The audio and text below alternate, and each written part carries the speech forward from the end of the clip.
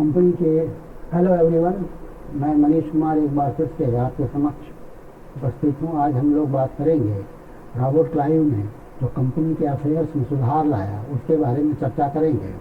Robert Clive न केवल एक कुशल कूटनीतिज्ञ था और सेनापति था, बल्कि साथ ही साथ वह एक ऐसा शासक था जिसने कि कंपनी के अफेयर्स में कुछ सुधार भी लाने का प्रयास किया।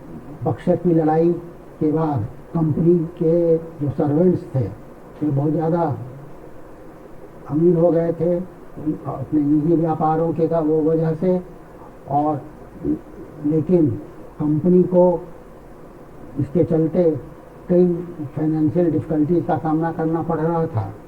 कंपनी का कर्ज करीब 6 मिलियन पाउंड हो चुका था 1765। इसने कंपनी ने यह वचन दिया था कि इंग्लैंड की सरकार को यह प्रति वर्ष 4 लाख पाउंड देगा। इसके अलावा कंपनी को मुगल सम्राट को पेंशन देना पड़ रहा था। बंगाल के नवाब और अन्य जो भारतीय रियासत के राजा थे उनको भी करीब सब मिला करके 10 मिलियन पाउंड प्रति वर्ष देना था। इसके साथ ही साथ कंपनी को करीब 30,000 सैनिकों की आर्मी को भी मेंटेन करना था। ऐसी बड़ी जो वित्तीय चुनौती उसके सामने थी उसको डील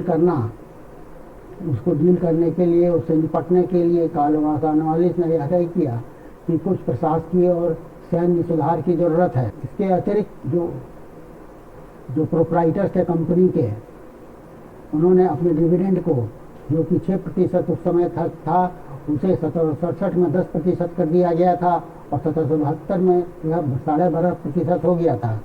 कुल मिलाकर के कंपनी के ऊपर वित्तीय भार बहुत ज़्यादा हो गया था। कंपनी को जो ब्रिटिश सरकार को 4 लाख पाउंड प्रति वर्ष देना था, इसके लिए उसे लोन लेने की ज़रूरत पड़ रही थी। इससे कंपनी के जो प्रशासक उस समय रॉबर्ट क्लाइव था उसके कान खड़े हो गए। उसने लगा कि अब कंपनी के मामलों में सुधार करना बहुत ही आवश्यक था। और जब 1769-70 में बंगाल में अकाल आया और उसकी और यह बात इंग्लैंड तक पहुंची, तो यह तय था कि रॉबर्ट क्लाइव को कुछ न कुछ ऐसे स्टेप लेने की आवश्यकता उसको थी जिससे कि कंपनी के मामले में सुधार आए। अतः उसने कुछ प्रशासकीय और सैनिक सुधार के लिए कदम उठाए। सबसे पहले तो उसने यह किया कि उसने कंपनी के जो नौकर थे उनसे यह कहा गया कि आप लोगों को एक कोविनेंट्स के ऊपर साइन करना है जिसके अंतर्गत यह था कि वे किसी भी प्रकार का उपहार स्वीकार नहीं करेंगे।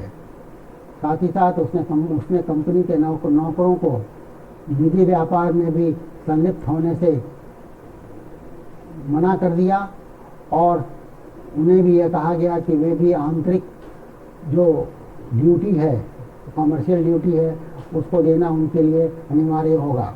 इस तरह से निजी व्यापार के ऊपर वह लगाम लगाने की उसने चेष्टा करी। अब आगे बढ़ने के पूर्व मैं आप लोगों से निवेदन करूंगा कि आप वीडियो को लाइक करिए, शेयर करिए, अपना कमेंट दीजिए और सब्सक्राइब करते हुए इसके बेल आइकन के बटन को प्रेस करिए। चलिए इस वीडियो को जारी रखते हैं और देखते हैं कि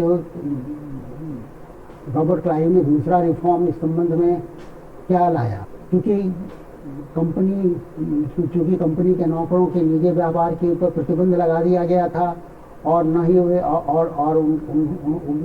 ही वे किसी प्रकार का उपहार स्वीकार कर सकते थे। तो इसको कंपनसेट करने के लिए रॉबर्ट क्लाइव ने उनका जो वेतन कम था और उसको कंपनसेट करने के लिए उसने अगस्त 1765 में एक सोसाइटी ऑफ ट्रेड का गठन किया जिसके पास नमक पान और तंबाकू के, नमक, सुपारी और तंबाकू के व्यापार का एकाधिकार होता और इससे जो लाभ होता वह कंपनी के नौकरों को एक ग्रेजुएटेड स्केल में जाता।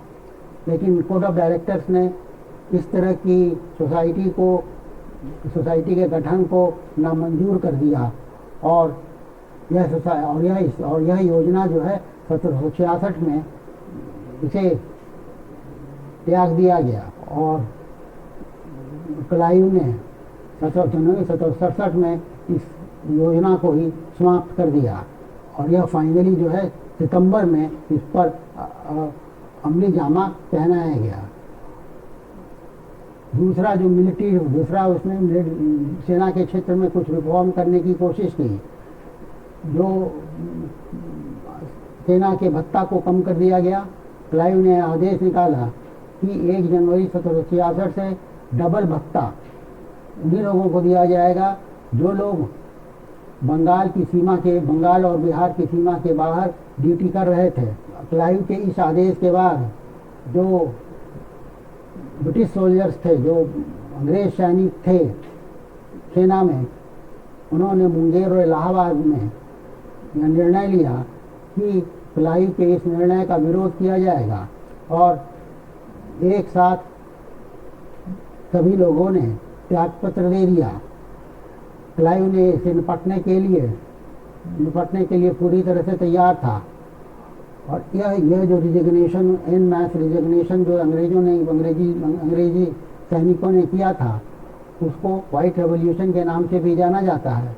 क्लाइव इससे निपटने के लिए बिल्कुल तैयार था। उसने सभी लोगों के त्यागपत्र को स्वीकार किया और जिन लोगों ने भी त्यागपत्र दिया था उनको गिरफ्तार करने का आदेश दिया और जो भी रिंग लीडर थे उनको न्यायिक प्रक्रिया से गुजरना पड़ा। यह भी आदेश दिया, उसने यह भी कदम उठाया कि जो नॉन कमीशन्ड ऑफिसर, जो कि जिनकी ट्रेनिंग जो सेना में कमीशन नहीं किए गए थे, वैसे अधिकारियों को भी उन्होंने प्रमोट किया। यहाँ तक कि जो व्यापारिक एजेंट थे उनको भी प्रमोशन का लाभ दिया गया।